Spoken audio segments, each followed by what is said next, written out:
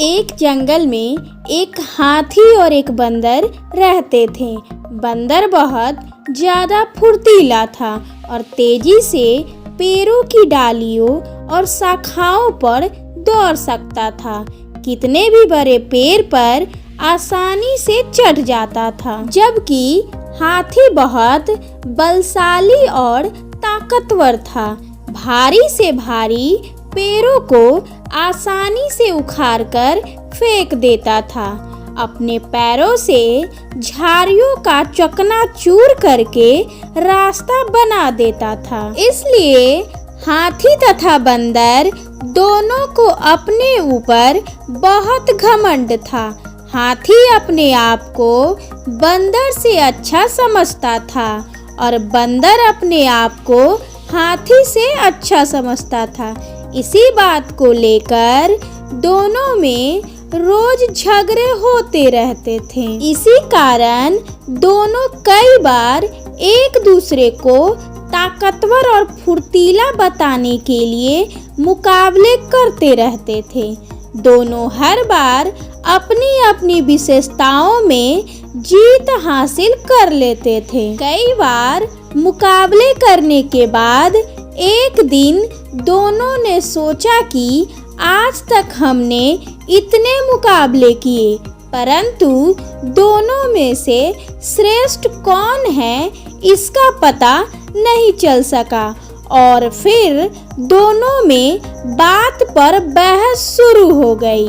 वे दोनों एक पेड़ के नीचे बहस करने लगे कि वहाँ उसी पेड़ के पास दूसरे पेड़ पर एक बुद्धिमान उल्लू बैठा हुआ था।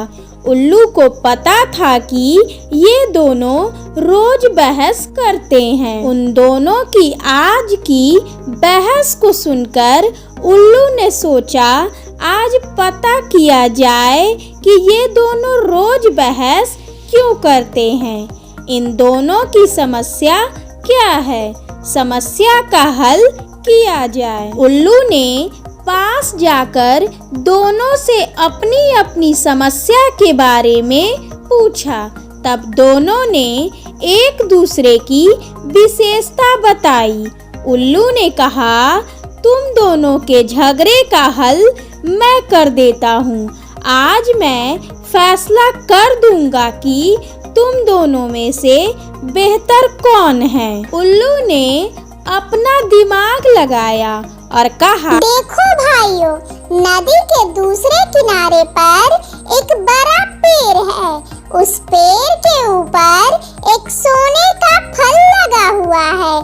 तुम दोनों में से जो भी मुझे वो फल ला कर देगा वो ही दोनों में से श्रेष्ठ होगा। उल्लू की यह बात सुनकर हाथी और बंदर दोनों खुश हुए, क्योंकि उन्हें लगा कि आज तो पता चल ही जाएगा कि दोनों में से बेहतर कौन है। उल्लू की बात मानकर दोनों तेजी से पेड़ की ओर जाने लगे। जाते समय रास्ते में बंदर पेड़ों के ऊपर टहनियों पर छलांग लगाकर तेजी से सोने का फल वाले पेड़ की ओर जा रहा था और साथ ही साथ हाथी भी उन्हीं पेड़ों को कुचलते हुए, झाड़ियों को हटाते हुए आगे की तरफ बढ़ रहा था। केवल सोने के फल वाले पेड़ के अलावा दोनों को कुछ भी नजर नहीं आ रहा था। जब दोनों नदी के पास पहुँचे तो सोचने लगे कि अब इस नदी को कैसे पार किया जाए।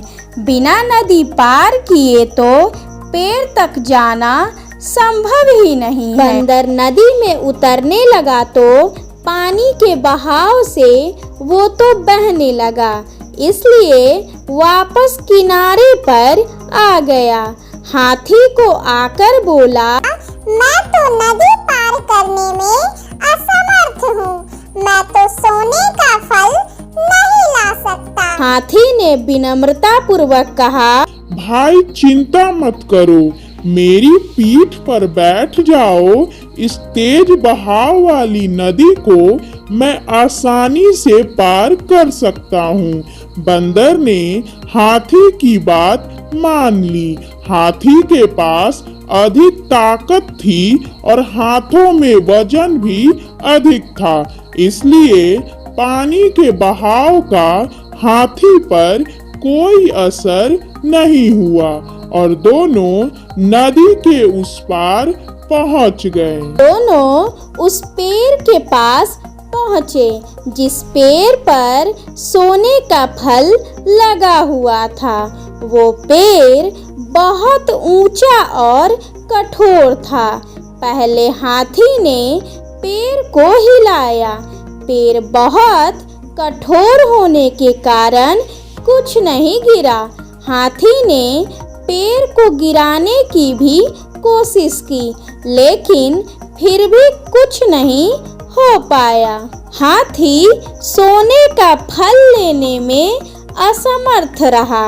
तभी हाथी ने बंदर से कहा, बंदर भाई, मुझे लगता है कि मैं इस सोने के फल को नहीं तोड़ पाऊंगा। बंदर ने हाथी से कहा, भाई चिंता मत करो, तुम्हारा मित्र है ना।